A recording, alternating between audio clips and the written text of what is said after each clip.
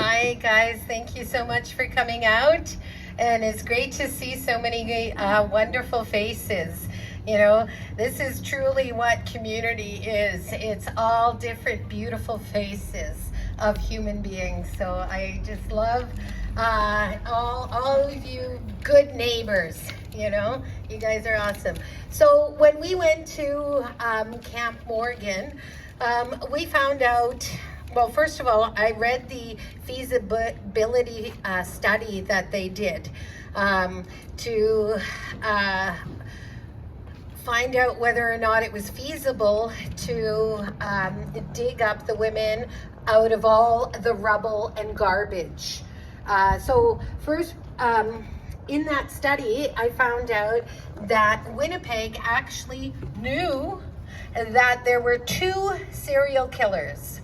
So there was one serial killer that was responsible for 2 women, and another serial killer who confessed to 2 of the other women, and the investigation found the DNA of 2 of the women in that landfill. And still, they refused. They stopped digging after they found the first part of the DNA, and they stopped digging, and they refused to dig any further. And that was back in December, people. So we're here now 9 months later, and still these families, these 4 families, have no justice. And it's just deplorable, because we live in Canada, and we think that information, you know, considering that we're in the information world. And how many of you here today know about what's happening in Camp Morgan? That there are 4 Indigenous women found to be buried in the garbage, the rubble, and nobody is doing anything about it. How many people today, by a show of hands, knew about it? Okay, well, that's pretty good. That's great. That's because you guys are all stellar human beings, you know. But isn't that deplorable that we this kind of information gets compressed through media, you know, and it's only in that little region. And if you don't know about it, you won't go seeking it, right? And so I think that that's really bad of our Canadian government. You know, CBC, I call them the Canadian Broadcasting Censorship Program, right? Because they really are censoring exactly what they want, what their agenda is for us, you know? So it's important that we as human beings become aware, and knowledge is power. Right? And so we want to bring awareness to the fact that after 9 months, there's still remains the women in the landfill, and nobody is doing anything. So I belong to a chat group now, and we were talking about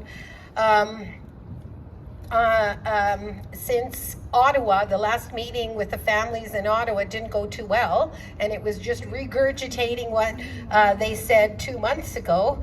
So there wasn't anything new that the government brought to the table. So what the chat group was talking about is making a Camp Morgan and a Camp Mercedes in every major city. You know, I think that's probably what it's going to take, and keeping, you know, our feet to the grind, and making sure that people don't forget about it, because it's deplorable. It's an actual human rights travesty. You know, if we allow our government to put women in a landfill as a last resting place, who's going to be next? Who's going to be next? And it is a form of Holocaust. It's a form of genocide. And you know, we're approaching September 30th. That again is a form of genocide, a form of Holocaust, you know. And so we, as the good people of Turtle Island, have to stand up and be aware and say no more. Enough is enough. We need to respect women as the sacred life givers they are. So the families were really taking it hard, but we went there with a bunch of matriarchs and healers. So we offered a bunch of healing to the families. They got feathered the Indigenous way, which is a very healing ceremony. And the mother in particular of Mercedes broke down like you wouldn't believe. And she kept on telling me that the reason that they're not digging up her daughter is because they believe that they're going to dig up more bodies. I'm just about cried. This poor mother, you know.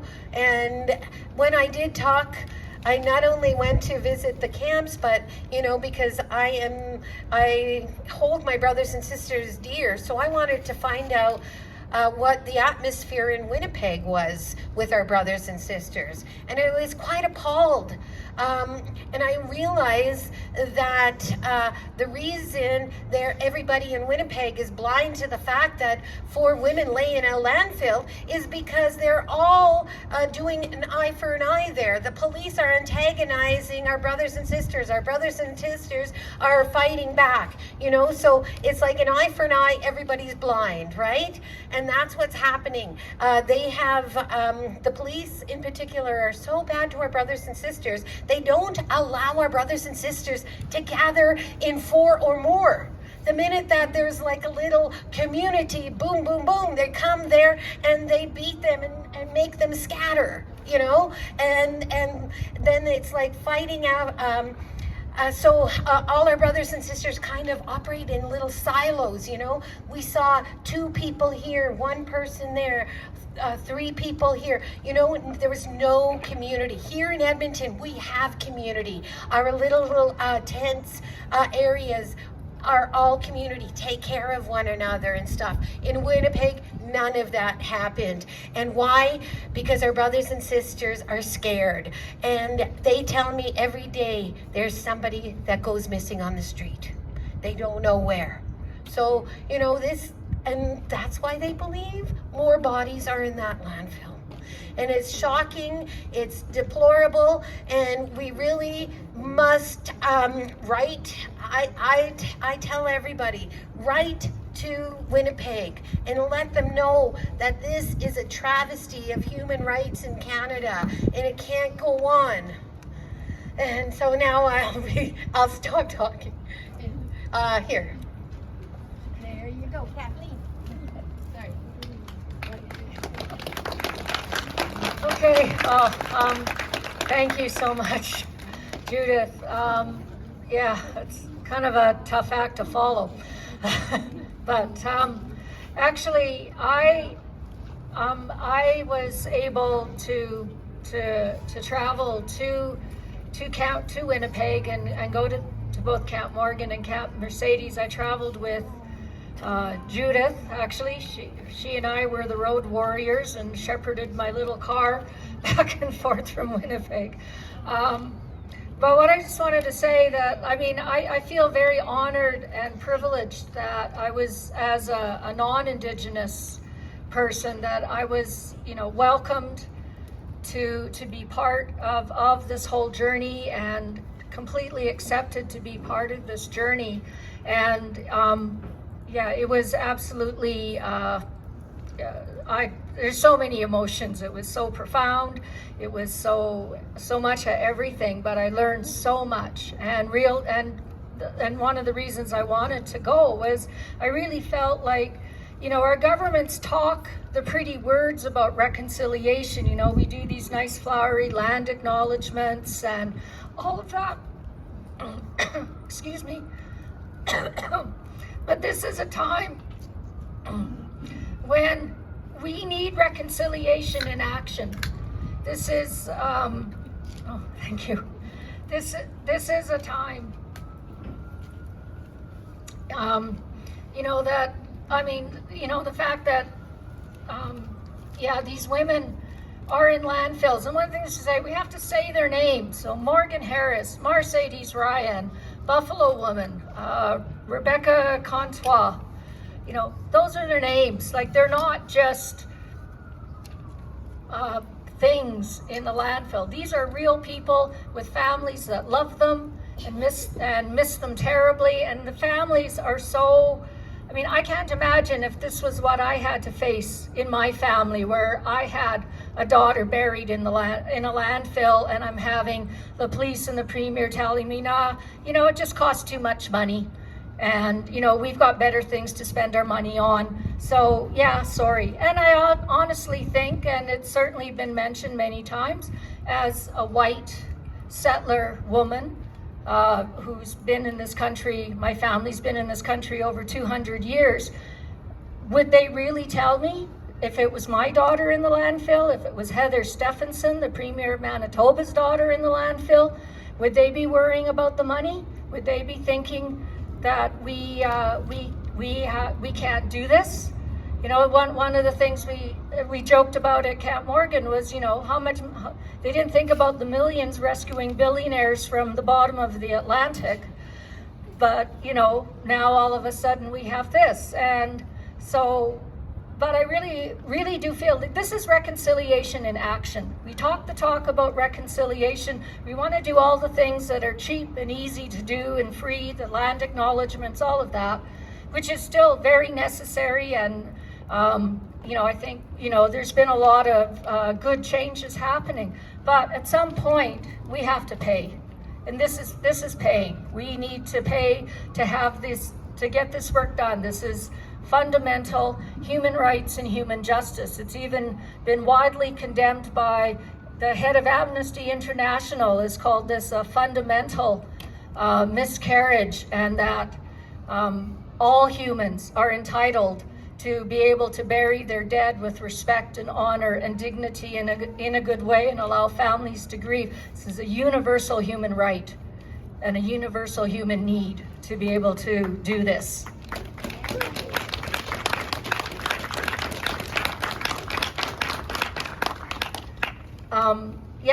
And also the head of the Canadian Museum of Human Rights, where Camp Mercedes is located, has also been joining the call to say that, again, this is just a basic fundamental human rights issue. As well, in Winnipeg recently, they had the heads of an interfaith grouping of all the heads of all the major religions. So the Protestant, Catholic, Jewish, Muslim, you name it, all of these large group of interfaith leaders came together, went out to Camp Morgan, and expressed their solidarity with this. So I feel, in particular as a settler and a non-Indigenous person, and having been able to be a part of this, that, from here on, this is my opportunity, to really lend my voice, because I think until we, as a lot of the non-Indigenous people, start making demands of our government, start making the demands to say, this is a fundamental issue, it doesn't matter. Any of us could be in this situation, and we have to demand justice. So thank you.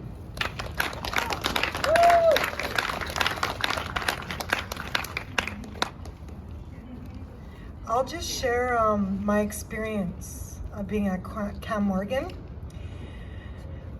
I was basically asked to go with the ladies, and to be honest, I didn't know what I was getting myself into.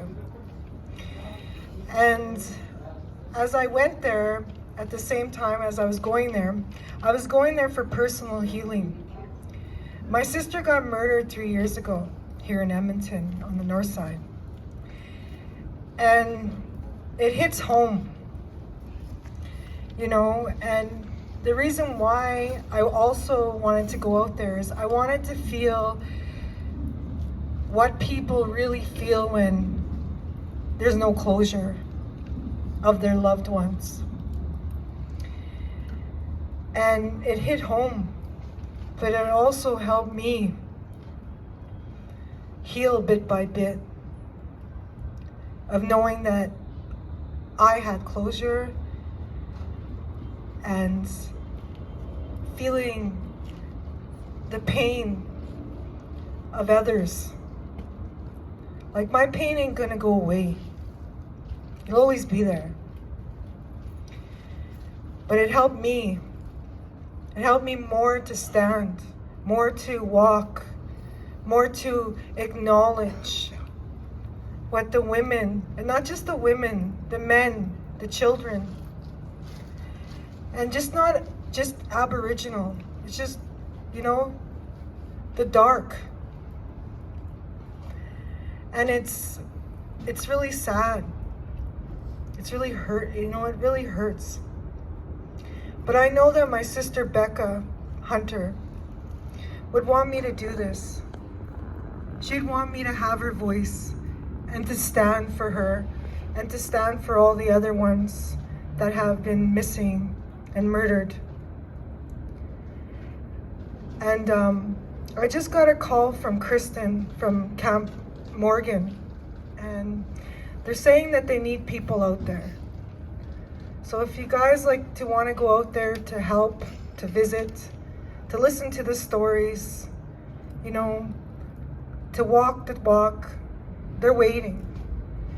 They need support. Like Judi said, they don't have community. Their community's not like ours as we stand together.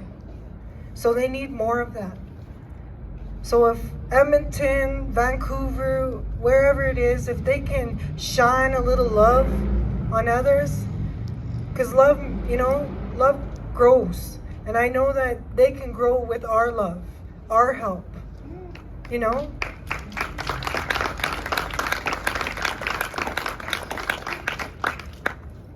So I'm just letting you know that that's what they need. That was the call. And it, you know, even 2 days, 1 day, you know, 3 days, you know, at least you did it. And you also did it for those ones up there that are waiting to be found. You know, those ones up there that have been found, you know, they look down on you and they smile because someone actually listened. But anyways, I thank you guys.